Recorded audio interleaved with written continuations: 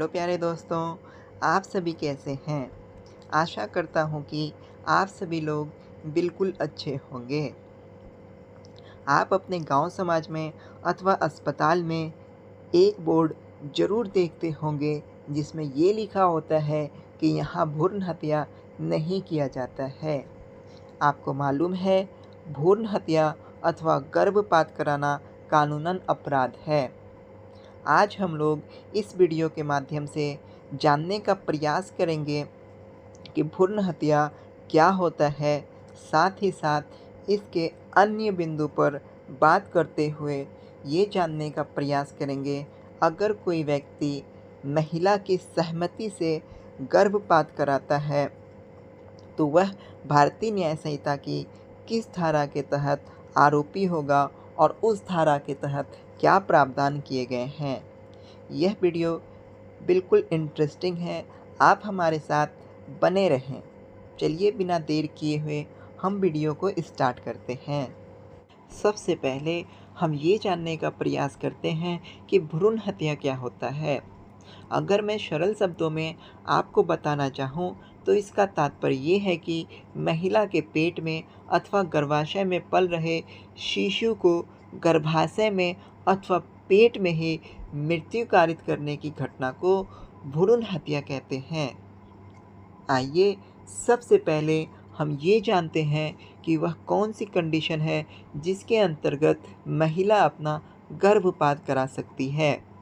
तो सबसे पहला कंडीशन आपके समक्ष में ये रहा, अगर महिला की पेट में पल रहा बच्चा विकलांग होगा या उसका कोई ऐसा अंग जो बना नहीं है, विकसित नहीं हुआ है और ना ही भविष्य में विकसित होने की संभावना है और ना ही भविष्य में बनने की संभावना है, तो वैसी महिला गर्भपात करवा सकती है।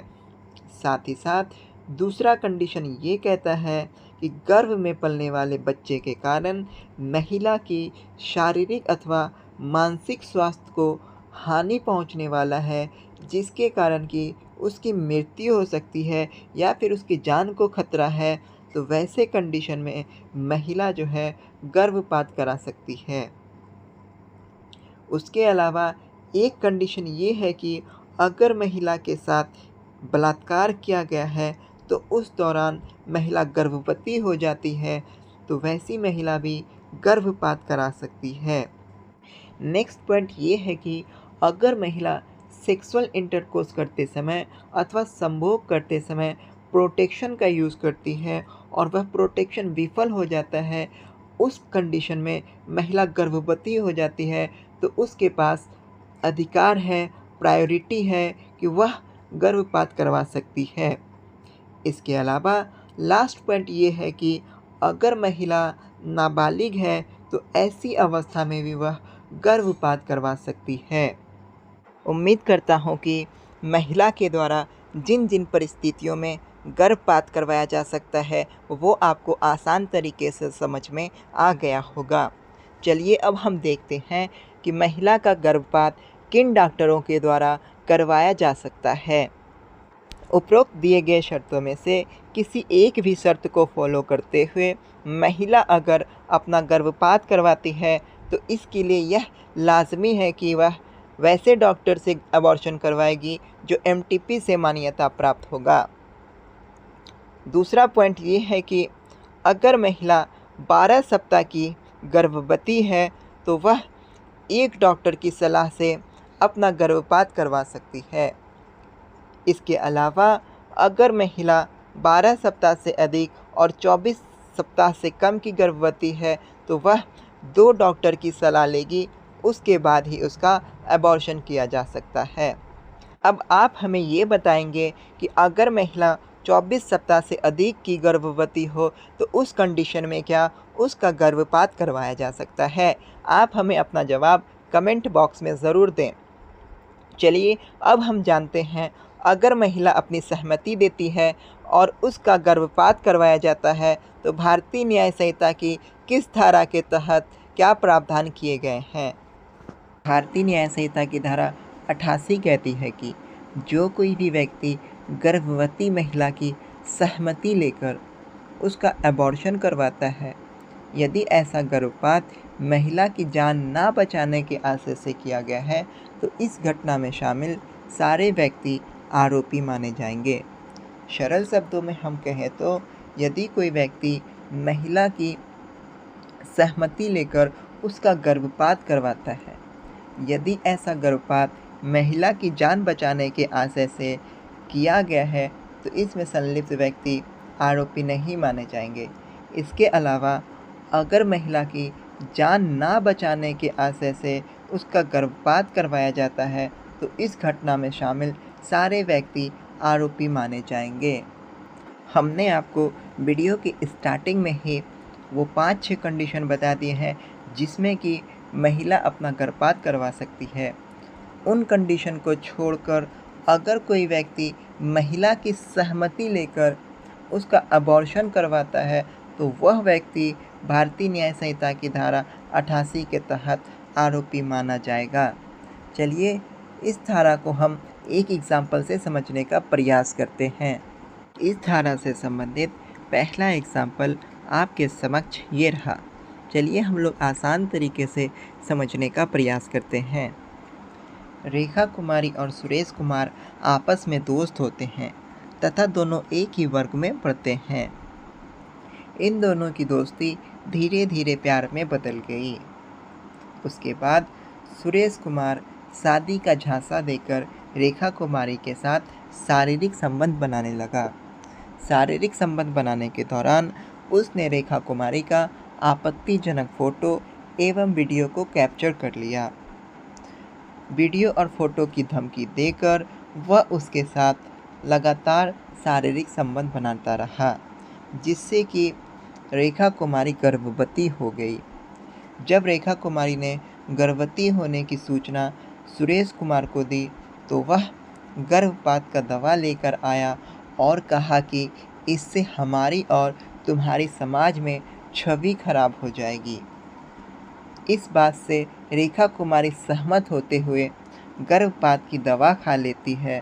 दवा खाने के कारण उसका गर्भपात हो जाता है।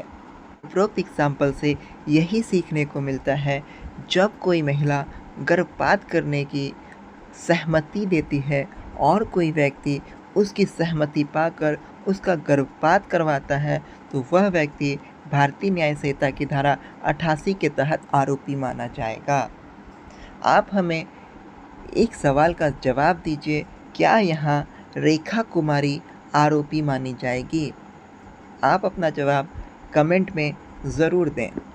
इस वीडियो के माध्यम से मैं उन महिलाओं एवं लड़कियों को एक संदेश देना चाहता हूँ कि आपका प्रेमी कितना भी अच्छा क्यों न हो, शादी से पहले उसे शारीरिक संबंध बनाने की बिल्कुल इजाज़त ना दो, क्योंकि आने वाले कल में अगर वह आपके खिलाफ़ होगा तो वह आपकी समाज में बिल्कुल ख़राब छवि को प्रस्तुत करेगा, जिससे कि आपके परिवार, आपके माता पिता की छवि भी खराब होगी।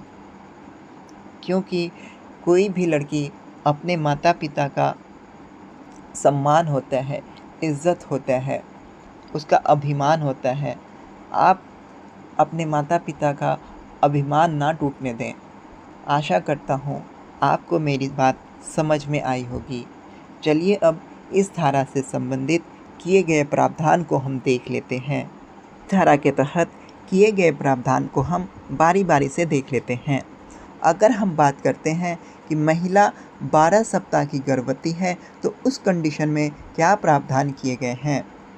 अगर हम सज़ा की बात करते हैं तो 3 वर्ष की सज़ा या जुर्माना या दोनों का प्रावधान किया गया है। साथ ही साथ यह एक गैर संज्ञेय अपराध है, जिसका तात्पर्य ये है कि पुलिस किसी भी अपराधी को बिना अरेस्ट वारंट के गिरफ्तार नहीं कर सकती है। साथ ही साथ यह एक ज़मानतीय धारा है, अर्थात पुलिस जब आपको गिरफ्तार कर लेती है तो वह आपको थाना से भी बेल दे सकती है। इसके अलावा इसकी सुनवाई प्रथम कैटेगरी का मजिस्ट्रेट करेगा। यह धारा जो है समझौता योग्य है, अर्थात दोनों पार्टी के बीच में समझौता हो सकता है। इसके अलावा अगर हम बात करें कि महिला 12 सप्ताह से अधिक और 24 सप्ताह से कम गर्भवती है, तो उस कंडीशन में भारतीय न्याय संहिता की धारा 88 के तहत क्या प्रावधान है। सज़ा की बात करते हैं तो 7 वर्ष की सज़ा एवं जुर्माने का प्रावधान किया गया है। इसके अलावा यह भी गैर संज्ञेय अपराध है तथा ज़मानत आपको थाना से ही मिल जाएगा, अर्थात ज़मानती धारा है और इसकी सुनवाई भी मजिस्ट्रेट प्रथम श्रेणी का करेगा। साथ ही साथ यह एक समझौता योग्य धारा है, अर्थात दोनों पार्टी के बीच में समझौता किया जा सकता है। मेरे द्वारा समझाई गई सारी बातें आपके समझ में आ गई होंगी। आप इसी तरह हमारे साथ बने रहें, लाइक और सब्सक्राइब कर हमें मोटिवेट करें ताकि हम आपके लिए और अच्छी वीडियोस लेकर आएँ। तब तक के लिए आप अपना ख्याल रखें, अपने परिवार का ख्याल रखें। मिलते हैं हम आपसे नेक्स्ट वीडियो में। जय हिंद।